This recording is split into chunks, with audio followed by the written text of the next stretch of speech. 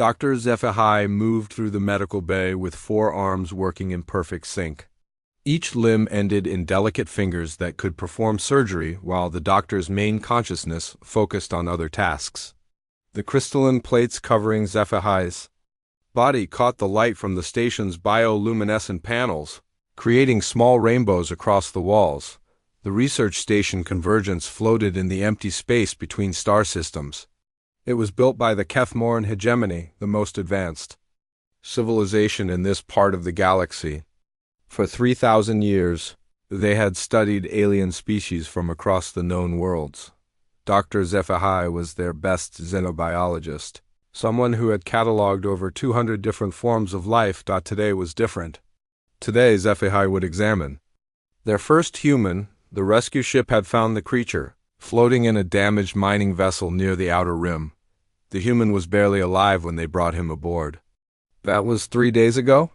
Now he lay unconscious on the medical table, breathing through a simple oxygen mask.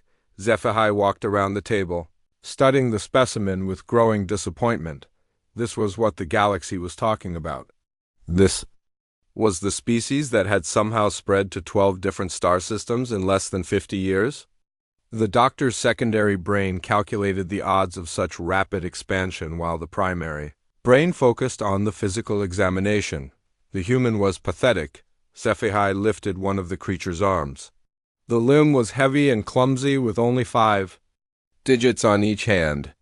The Kethmoran had evolved beyond such primitive appendages millions of years ago. The doctor's people had 4 arms, each with 8 flexible fingers that could bend in any direction. This human design was clearly inferior. The skin was soft and easily damaged. HFY pressed gently and watched how the flesh gave way under minimal pressure. No protective scales, no hardened plates, no natural armor at all. Just thin, vulnerable tissue that would tear at the slightest contact with anything sharp. How did these creatures survive their own homeworld? The doctor activated the scanning equipment and began running basic biological tests. The readings appeared on floating displays around the medical table. HFY's 4 eyes moved independently, reading different screens at the same time. Bone density was shockingly low. A human skeleton would break easily under stress. Kethmoran bones were reinforced with metallic compounds that made them stronger than most starship hulls. This creature's bones were mostly calcium and organic compounds. They would snap like dry wood. Muscle efficiency was terrible. The human body was designed to work against gravity, but it did so in the most wasteful way possible. The muscles were bulky and required constant energy to maintain. Kethmoran muscle fibers were compact and could store energy for days without food. This human would need to eat multiple times each day just to keep functioning. The respiratory system was even worse. The creature breathed through 2 small openings in its face, connected to primitive air sacs. Kethmoran had evolved gill slits that could process any atmosphere, plus backup oxygen storage in specialized organs.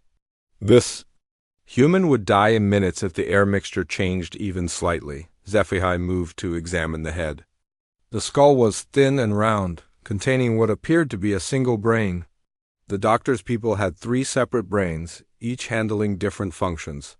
One for logical thinking, one for emotional processing, and one for instinctive responses. This human tried to do everything with one inadequate organ. The sensory organs were laughably limited. 2 eyes that could only see a narrow range of light wavelengths. 2 ears that detected only vibrations in air. 1 nose that could smell only chemical compounds that physically entered it. 1 mouth that served the dual purpose of eating and breathing, which seemed dangerous and inefficient. Kethmoran had 12 different sensory organs, including electromagnetic field detection, infrared vision, ultrasonic hearing, and chemical sensors that could analyze substances from a distance. They could navigate in complete darkness using magnetic field mapping. This human would be helpless without artificial light. The doctor began dictating notes into the station's computer system. Subject appears to be an adult male of the species known as human. Initial examination reveals numerous biological deficiencies that suggest this species is poorly adapted for survival in any challenging environment. Bone structure is inadequate for high-gravity worlds. Muscle efficiency is approximately 40% below optimal standards. Respiratory system shows dangerous single-point failure characteristics. HFY paused the recording and looked at the human's face. Even unconscious, the creature looked peaceful. The doctor found this annoying. Most species showed stress responses even when sedated, as their survival instincts remained partially active. This human seemed completely relaxed, as if it had no natural fear responses at all. The examination continued with blood samples. HFY inserted a thin probe into the human's arm and extracted a small amount of the red liquid that served as this species' life fluid. Kethmoran used a clear, synthetic plasma that was much more efficient at carrying nutrients and oxygen. This red blood seemed primitive and messy. Under the microscope, the blood cells appeared randomly shaped and inefficient. Red blood cells were simple discs with no internal structure. White blood cells moved slowly and seemed to have no organized defense patterns. The whole system looked like it had been designed by accident rather than by millions of years of proper evolution. HFY took tissue samples from the human skin, muscle, and hair. Everything confirmed the same pattern of biological failure. The DNA structure was unnecessarily complex, with vast amounts of unused genetic material. Kethmoran DNA was streamlined and efficient, with every gene serving a specific purpose. This human genome was full of random sequences that seemed to serve no function at all. The doctor's conclusion was becoming clear. Humans were an evolutionary dead end. They had somehow achieved basic space travel despite their biological limitations. But they would never be able to compete with properly evolved species. Their expansion into multiple star systems was probably just a brief fluke that would end within a few generations. The medical displays showed the human's vital signs. Heart rate was steady but slow. Brain activity was minimal, which was probably normal for this species. Body temperature was fixed at a narrow range. Unlike Kethmoran, who could adjust their internal heat to match any environment, HFY made another note in the research file. Subject shows no signs of adaptive evolution. All biological systems appear locked into primitive configurations that cannot be modified for different environments. This species likely requires artificial life support for survival outside their native habitat. Recommendation: classify as non-competitive species with limited expansion potential. The human stirred slightly on the medical table. His breathing changed rhythm and his heart rate increased. HFY checked the sedative levels and added another dose to keep the creature unconscious. There would be time for interaction studies later, after the complete biological assessment was finished. Looking at the preliminary test results, HFY felt a mixture of disappointment and professional satisfaction. Disappointment because the humans had seemed interesting based on their rapid expansion across local space. Professional satisfaction because the data confirmed everything the doctor knew about proper evolutionary development. The Kethmoran were the pinnacle of biological advancement. Their society had perfected genetic enhancement over millions of years. Every aspect of their physiology was optimized for efficiency, survival, and adaptability. They were what evolution looked like when it was allowed to work properly. Humans were what evolution looked like when it was left to random chance. The doctor scheduled additional tests for the following day: detailed brain scans, genetic sequencing, cellular analysis, and stress response measurements. By the end of the week, HFY would have enough data to write a complete species assessment report.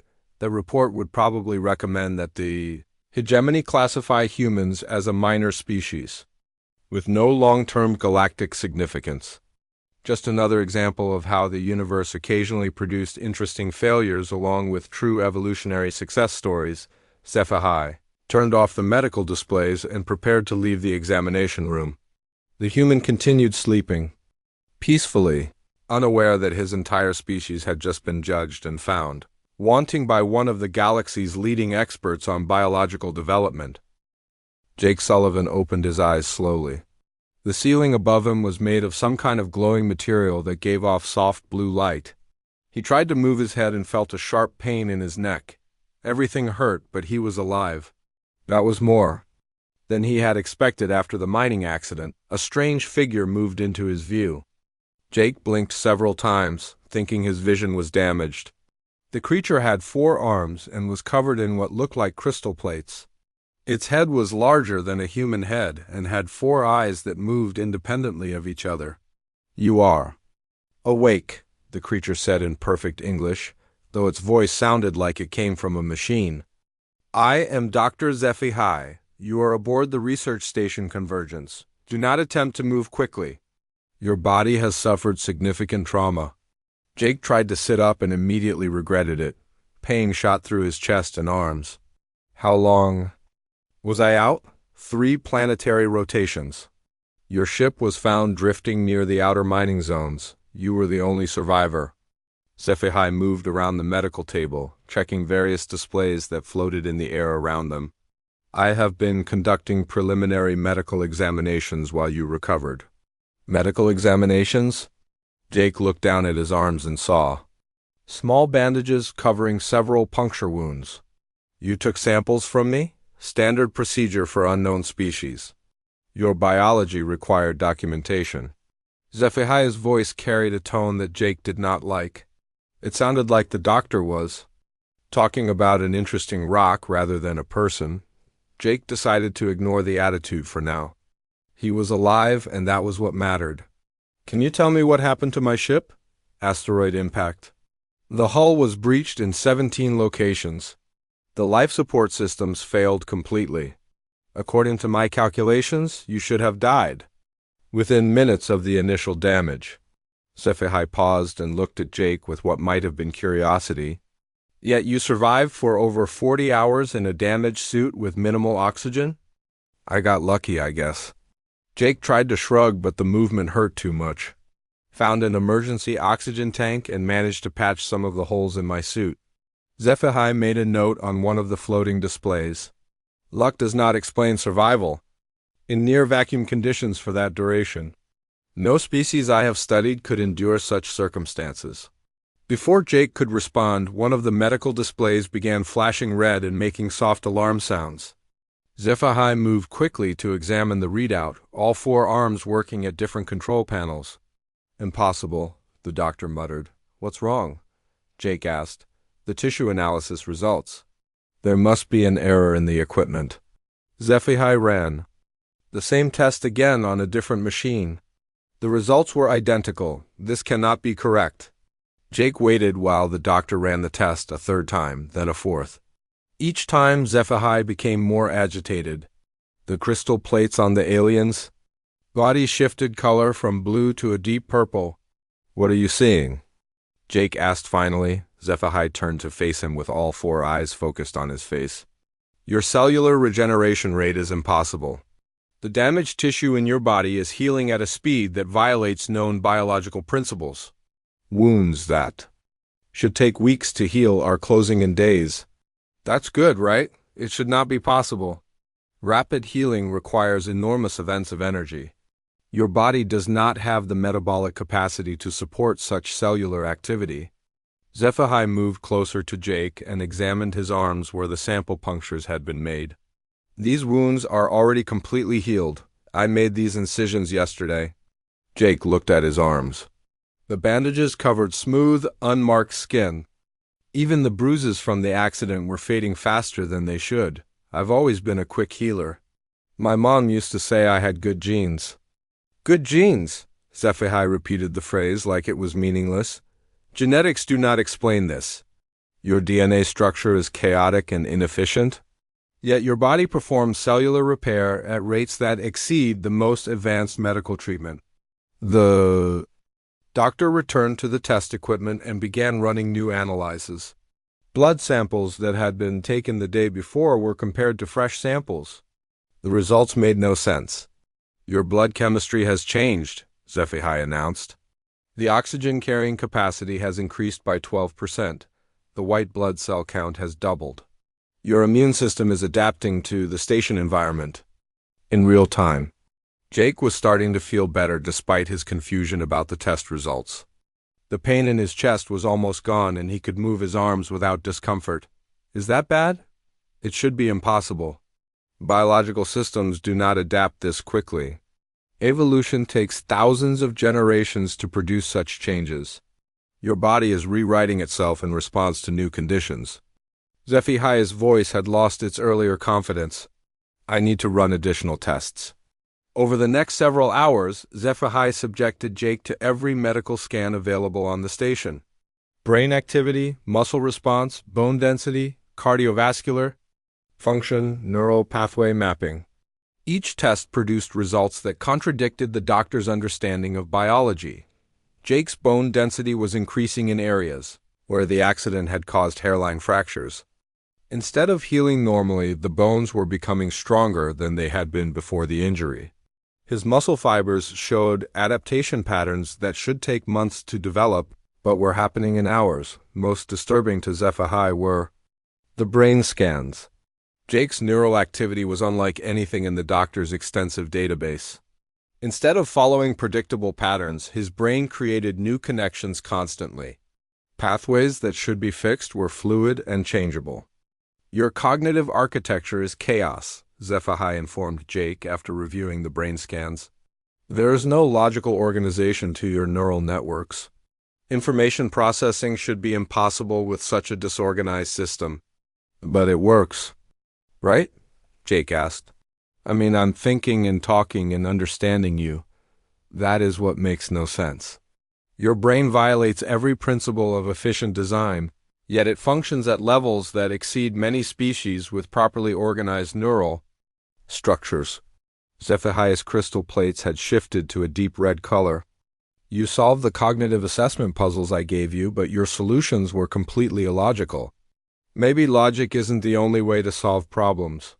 HFY paused in the middle of updating the medical records. What do you mean? Jake thought. For a moment, when I was trapped in my ship, the logical thing to do was panic and use up my oxygen quickly. Instead, I went with my gut feeling and found ways to stretch my air supply. Sometimes you have to think around a problem instead of through it. Think around a problem, HFY repeated slowly. That is not a recognized problem-solving methodology. Maybe not for your people, but it works for humans. Jake was feeling well enough to sit up on the medical table. The movement that had caused him agony hours earlier was now only mildly uncomfortable. How many other species have you studied that survived what I survived? HFY considered the question carefully. In 3,000 years of research, the Kethmorn had cataloged species from every type of environment imaginable. They had studied creatures from ice worlds, lava planets, gas giants, and the vacuum of space itself. None of them could have survived the conditions that Jake had endured. None, the doctor admitted. So maybe my biology isn't as flawed as you thought. HFY returned to the test results, reviewing them with growing confusion. Every measurement suggested that humans were poorly designed for survival. Yet this human had not only survived impossible conditions, but was recovering from his injuries faster than the most advanced medical technology could explain. The doctor began to run new tests, focusing on stress responses and adaptation mechanisms. If this human's biology was truly as inferior as it appeared, then how was he demonstrating capabilities that exceeded those of species with millions of years of evolutionary advancement? Jake watched the alien doctor work, noting the change in attitude. The earlier arrogance was being replaced by something that looked like scientific curiosity mixed with concern. Maybe even a little fear.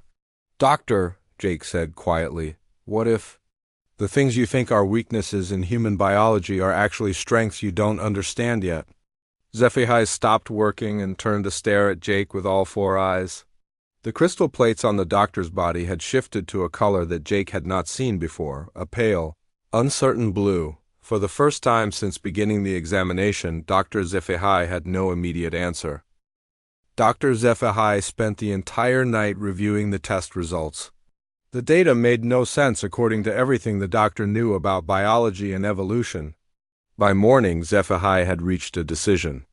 If the equipment was somehow giving false readings, then more extensive testing would reveal the truth. Jake woke up feeling better than he had in weeks. The pain from his injuries was completely gone. He could move freely without any discomfort. When he sat up on the medical table, he noticed that his muscles felt stronger than before the accident. "Good morning, Jake," Dr. HFY said, entering the medical bay with several floating devices following behind. "I hope you slept well. Today we will begin more detailed examinations." "More tests?" Jake stretched his arms and legs. "Everything felt perfect. I feel fine now. Maybe I could help with some work around the station instead." "I am afraid that is not possible. You are still recovering from severe trauma. However, I have designed some rehabilitation exercises that will help. Monitor your progress." HFY's voice was carefully neutral, but Jake could sense something different in the alien's manner. The first test seemed simple enough.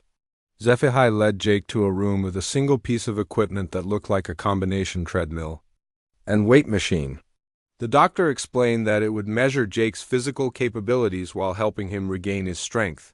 "Just walk at a comfortable pace," HFY instructed. "The machine will adjust to your natural rhythm." Jake started walking on the treadmill. The surface felt strange under his feet, like it was alive and responding to his movements. After a few minutes, the speed increased slightly. Jake matched the pace easily. The speed increased again and again. After 30 minutes, Jake was running at a pace that would have exhausted him before the accident. Now he felt like he was just getting warmed up. His heart rate was elevated but steady. His breathing was deep and regular. HFY watched the readouts with growing amazement. Jake's cardiovascular efficiency was improving in real time. His muscle fibers were adapting to the increased demand by becoming more efficient at processing oxygen. The changes should have taken weeks of training, but they were happening within minutes. "How do you feel?" the doctor asked. "Great," Jake replied without slowing down. "This is actually fun. How fast can this thing go?" HFY increased the speed to levels that would challenge a trained Kethmoran athlete. Jake adjusted his stride and kept running. The doctor pushed the speed higher. Jake's form became more efficient automatically, his body finding the optimal way to move at each new pace. After 2 hours of continuous running, HFY finally stopped the test. Jake was breathing hard but showed no signs of exhaustion or muscle failure. A Kethmoran would have needed 3 days of rest after such exertion. "Interesting," HFY muttered, making notes on a floating display. "Your endurance exceeds my calculations by 400%. I used to run marathons back on Earth," Jake said, cooling down with some simple stretches. "But I've never felt this good during a workout." The next test involved lifting weights. The machine could adjust its resistance from almost nothing to levels that would crush most organic beings. HFY started Jake at what should have been a challenging weight for a human. Jake lifted it easily. Too easily, HFY increased the resistance. Jake continued lifting without strain. The doctor kept increasing the weight, watching Jake's muscle efficiency improve with each repetition. His form became more perfect, his movements more coordinated. "Are you experiencing any discomfort?" HFY asked when the weight reached levels that should have been impossible for human physiology. "It's getting interesting," Jake replied, continuing his repetitions. "My muscles feel like they're learning how to work better." That phrase disturbed HFY more than all the impossible test results combined. Muscles did not learn. They could be trained over time, but they did not adapt and improve during a single exercise session. Yet Jake's muscle fibers were visibly becoming more efficient as he worked. The third test was mental. HFY presented Jake with a series of logic puzzles that had been designed to challenge the most advanced minds in the galaxy. Each puzzle had one correct solution that could be reached through proper logical analysis. Jake looked at the first puzzle for less than 30 seconds before providing an answer. It was not the correct answer according to the design solution, but it solved the puzzle anyway. He had found a completely different approach that the puzzle's creators had not considered. The second puzzle was designed to be impossible to solve without specific mathematical knowledge. Jake solved it using pattern recognition and intuitive leaps that bypassed the mathematical requirements entirely. By the fifth puzzle, HFY was staring at Jake with all four eyes wide open. Each solution was unique, creative, and completely outside the intended parameters. Jake was not following logical pathways to reach his answers. He was creating new pathways that did not exist in any cognitive model. "How are you solving these?" the doctor asked. Jake scratched his head, thinking, "I don't really know. I look at them and see patterns, I guess. Sometimes the obvious answer isn't the right one, so I try to think about what the puzzle is really asking. These puzzles are designed to have only one correct solution method. Maybe for your people, but I'm not thinking like your people." Jake smiled. That might be an advantage instead of a problem. HFY ran more tests throughout the day. Reaction time assessments that Jake passed by, predicting what would happen before it occurred. Memory tests that he solved by creating mental shortcuts that should not have been possible. Problem-solving scenarios that he approached from angles that had never been considered by their designers. The most disturbing test involved pain tolerance. HFY explained that it was necessary to understand human sensory responses for medical purposes. The test would apply gradually increasing levels of discomfort to measure Jake's threshold. Jake agreed, expecting something similar to a medical procedure. The first level was barely noticeable. The second was mildly uncomfortable. By the 10th level, any normal being would have been in significant pain. Jake showed stress responses, but he continued functioning normally. His body was processing the pain signals, but it was also adapting to them. His nervous system was learning to manage the discomfort while maintaining cognitive function. "You should stop the test," HFY said, concerned by the readings. Okay, Jake replied, though his voice was strained. "I've dealt with worse. During the mining accident, I had to work for hours with a broken rib and internal bleeding. You learn to push through pain when your life depends on it." HFY stopped the test immediately. The levels Jake had endured would have incapacitated most species, yet he was still alert and functional. His pain tolerance exceeded that of creatures evolved on the most hostile worlds in the galaxy. By the end of the day, HFY had accumulated data that challenged every aspect of the doctor's understanding of biology. Jake had not just passed the tests. He had exceeded them while demonstrating capabilities that improved. Throughout the testing process, the human body was not just adapting to new conditions. It was optimizing itself in real time. Jake's muscles, cardiovascular system, nervous system, and brain were all becoming more efficient as they encountered new challenges. That evening, as Jake rested, HFY reviewed the data with growing unease. The original assessment had been completely wrong. Human biology was not inferior. It was something the doctor had never encountered before, a biological system that could adapt, improve, and overcome obstacles through methods that violated every known principle of evolutionary development. Jake's casual comment about thinking around problems instead of through them had revealed a fundamental difference in approach. While other species had evolved to become efficient at specific tasks, humans had evolved to become adaptable to any task. HFY began to understand that the apparent weaknesses in human design were not flaws. They were features. The loose muscle structure allowed for rapid adaptation. The chaotic neural networks enabled creative problem-solving.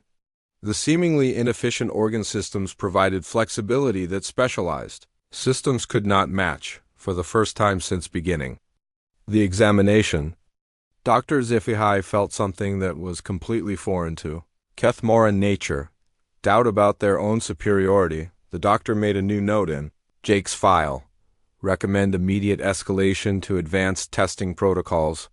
Previous assessment may have been fundamentally incorrect. As HFY prepared for sleep, one question dominated the alien's thoughts.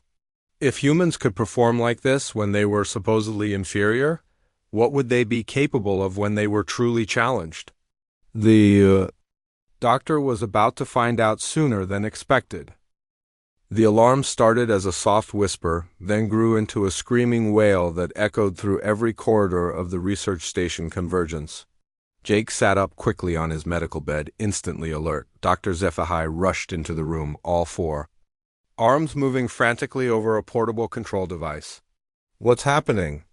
Jake asked, already pulling on the clothes that had been provided for him. "Cascade failure in the primary systems," Zephahai replied, the crystal plates on the aliens. Body flashing between red and orange. "Something has damaged the main power core. Life support is failing across 17 sections of the station."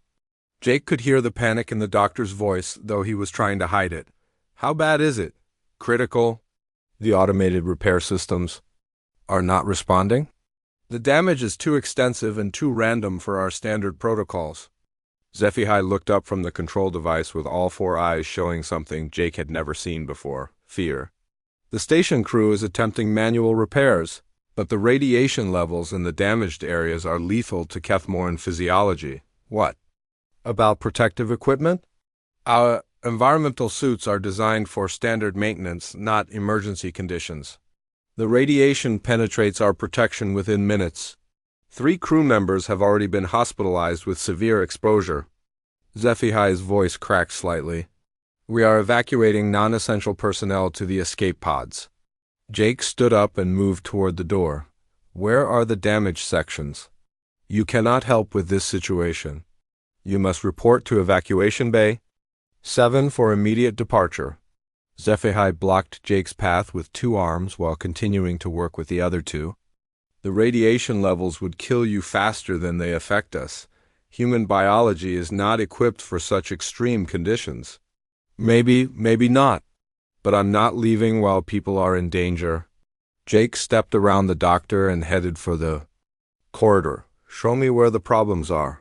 This is illogical. You have no training with our technology. You do not understand the repair procedures. You will die for no purpose." Despite the protests, Zephahai followed Jake out of the medical bay. The corridors were filled with Kethmoran moving quickly toward evacuation points. Their usual graceful movements had become hurried and clumsy. Jake noticed that their crystal plates were all showing the same orange color, which seemed to indicate high stress or fear. They reached the central command center where a dozen Kethmoran were working frantically at control stations. Display screens showed the station's status in red warning colors. Jake could not read the alien text, but the pictures were clear enough. Large sections of the station were losing power, atmosphere, and structural integrity. "Report," Zephahai commanded one of the technicians. "The cascade is accelerating. Primary power core containment is failing. Secondary systems are overloading, trying to compensate. We estimate complete station failure within 4 hours." The technician's voice was steady, but Jake could see the fear in all 4 of its eyes. "Manual repair requires entry into sections, with radiation levels exceeding 5,000 units per hour." "How much can your people handle?" Jake asked. "Kethmoran physiology begins to show damage at 100 units per hour. Lethal exposure occurs at 500 units. Zephahai turned to Jake with the expression that might have been desperation. "The radiation in those sections is 10 times our lethal threshold." Jake studied the station schematics on the displays. The damaged areas were scattered throughout the station in a pattern that made no sense for normal system failures. It looked more like the result of multiple impacts or explosions. "What caused this?" he asked. "Unknown. The damage appeared simultaneously in 17 different locations. It could have been a micrometeor swarm or some kind of cascading resonance failure in the station's structure." Zephahai gestured at the displays with all 4 arms. "The cause does not matter now. Only the repairs matter, and they are impossible to complete." Jake looked at the radiation readings again. 5,000 units per hour was indeed far beyond anything a human should be able to survive. But then again, he had already survived things that should have been impossible. His body had adapted to every challenge the tests had presented. Maybe it could adapt to this as well. "I need to see the damaged sections," Jake said firmly. "Absolutely not. I will not allow you to commit suicide in my medical facility." Zephahai's plates had turned a deep red color. "You will report to the evacuation bay immediately." "Doctor, your people are going to die if someone doesn't fix these problems." Maybe I'll die too, but maybe I won't. Maybe my biology will adapt like it did during the tests. Jake met Zephyr's gaze with all four alien eyes. You said yourself that human physiology keeps doing impossible things. Let me try. The command center fell silent except for the sound of alarms and failing systems. Every Keth moron was staring at Jake with expressions of disbelief. Even if you could somehow survive the radiation, one of the technicians said, you do not know our repair procedures. The work requires precise knowledge of Keth moron technology. Then teach me while I work. Or, better yet, tell me what needs to be accomplished and let me figure out how to do it. Jake turned back to the schematics. Sometimes the best way to solve a problem is to ignore the rules about how it's supposed to be solved. Zephyr was quiet for a long moment, studying the displays and calculating probabilities. Finally, the doctor spoke in a voice that sounded defeated. The repair suits are in storage bay 12. I will help you prepare. 20 minutes later, Jake stood in an environmental suit that had been hastily modified for human physiology. The radiation detector on his wrist was already showing dangerous levels, and he had not even entered the damage sections yet. The first priority is power core stabilization, Zephyr explained through the suit's communication system. You must manually reset the containment field generators in Section 7. The controls are marked with blue symbols. Got it. What's next? Atmospheric processing in Sections 9 through 15. The life support connections have been severed. You must physically reconnect the primary lines. Zephyr's voice was strained with worry. Jake, if the radiation exposure becomes too severe, you must evacuate immediately. Do not attempt to complete all repairs if your body begins to fail. Understood? Jake sealed his helmet and walked toward the damage section. The radiation detector began beeping faster as he approached. I'm going in. The first damaged section looked like it had been hit by an explosion. Twisted metal and broken components were scattered everywhere. The air itself seemed to shimmer. With energy that made Jake's skin tingle even through the environmental suit, his radiation detector was screaming now, showing levels that should have killed him within minutes. Jake ignored it and began looking for the power core controls. The blue symbols Zephyr had mentioned were visible on a control panel that had been partially destroyed by the damage dot as Jake worked. He felt the familiar sensation of his body adapting to new conditions. His cells were somehow processing the radiation damage and repairing it faster than it accumulated. The tingling sensation in his skin became more intense, but it was not painful.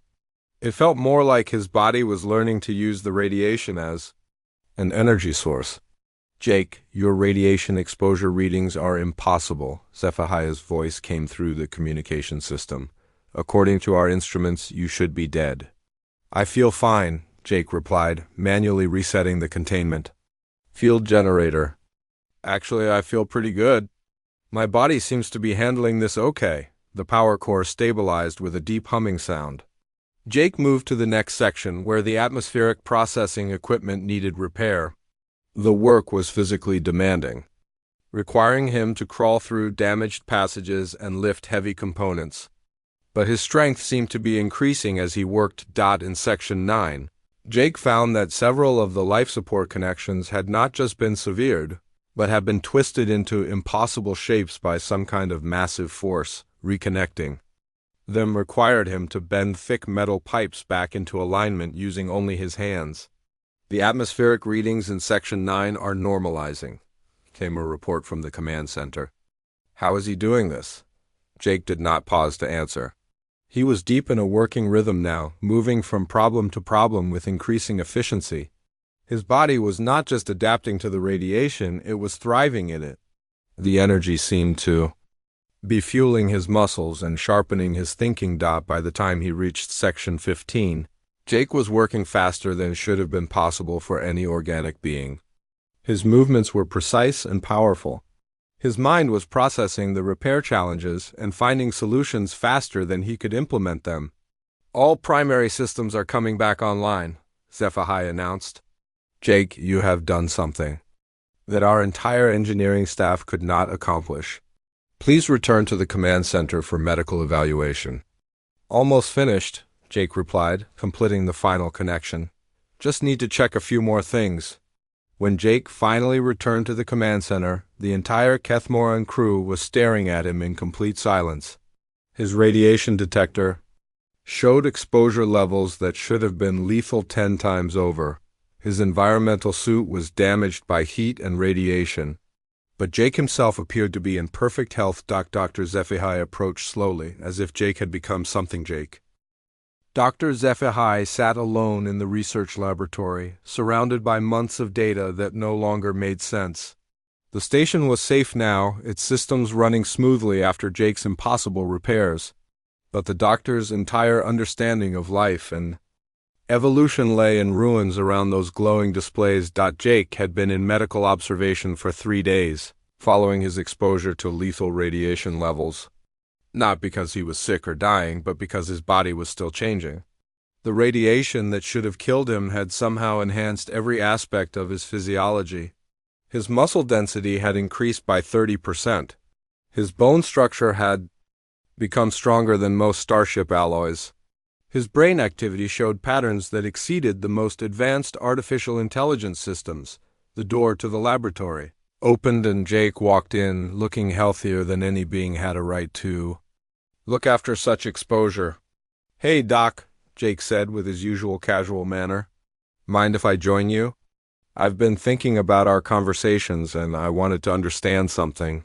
HFY gestured for Jake to sit down, though the human chose to remain standing. "What? Do you wish to understand? Why you thought humans were inferior? I mean, I get that we don't look as advanced as your people. But you're a scientist. Scientists are supposed to observe and test before they make conclusions, right?" The question hit HFY like a physical blow.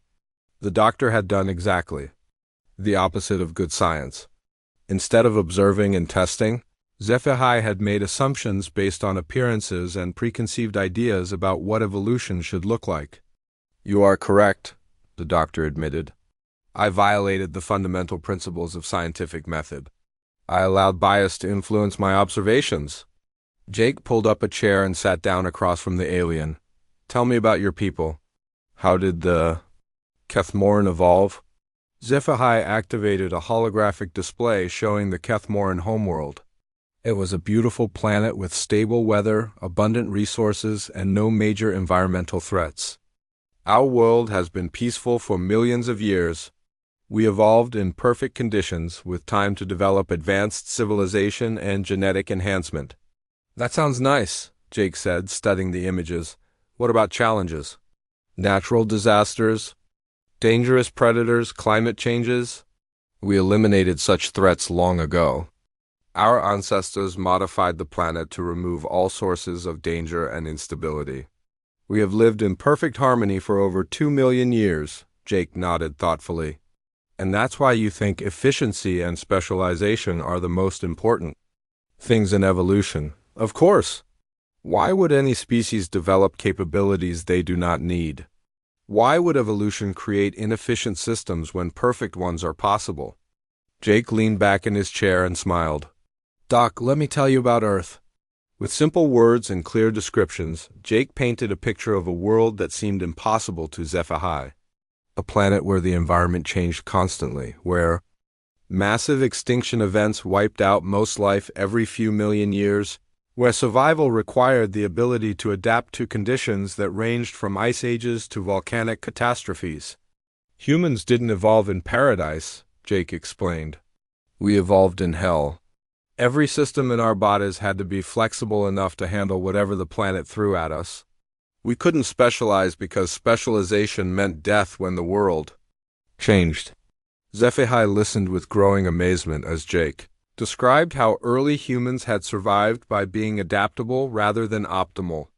How they had spread across the planet by learning to live in every environment from frozen tundra to burning deserts. How they had survived because they could change their behavior, their tools, and even their bodies to meet new challenges. "Your people perfected themselves for one environment," Jake continued. "But what happens when that environment changes? What happens when you encounter something your perfect systems can't handle?" The answer was obvious now. The Kethmoran would fail. just as they had failed during the station crisis. Their specialized biology could not adapt to new conditions quickly enough to save them. But humans, Jake said with pride in his voice, humans were forged by a world that never stayed the same for long. We learned to expect the unexpected and adapt to anything. SciFi pulled up Jake's medical files and began reviewing them with new understanding. Every flaw the doctor had identified was actually a strength designed for survival in an unpredictable universe. Human bones were not weak. They were designed to become stronger when damaged, creating a skeleton that improved through use and injury. Human muscles were not inefficient. They were adaptable, capable of optimizing for any type of physical demand. Human brains were not chaotic. They were flexible, able to find creative solutions when logical approaches failed. Your cardiovascular system, SciFi said, pointing to one of the displays. I thought it was primitive because it operates at variable pressure, but now I understand. It can adapt to any atmospheric condition, any gravity level, any environmental stress. Exactly. And our immune system doesn't just fight off diseases, it learns from them and becomes stronger. Our whole biology is designed around the idea that the next challenge will be different from the last one. SciFi activated more displays, showing comparative data between human and Kethmoran physiology. The differences were stark, but now the doctor could see them clearly. Kethmoran biology was like a perfect machine, designed to perform specific tasks with maximum efficiency. Human biology was like a universal tool, designed to handle any task that might be required. During the radiation crisis, SciFi said slowly, your body did not just survive the exposure. It learned to use the radiation as an energy source. How is such adaptation possible? Jake shrugged. I don't know the science behind it, but I know that humans have always survived by turning problems into advantages. Maybe radiation was just another problem for my body to solve, but the speed of adaptation. Changes that should take evolutionary timescales occurred in hours. Evolution on Earth didn't have millions of peaceful years to work with. It had to be fast and flexible, or everything died. Jake stood up and walked to the window showing the stars outside. Doc, you keep thinking about evolution as a process that creates perfect beings. But what if evolution's real job is to create survivors? The insight struck SciFi like lightning. The Kethmoran had spent millions of years becoming perfect for their world. Humans had spent millions of years becoming capable of surviving anything. Your rapid expansion into space, the doctor said, understanding flooding through every thought. Other species said it was impossible for such a young civilization to spread so quickly.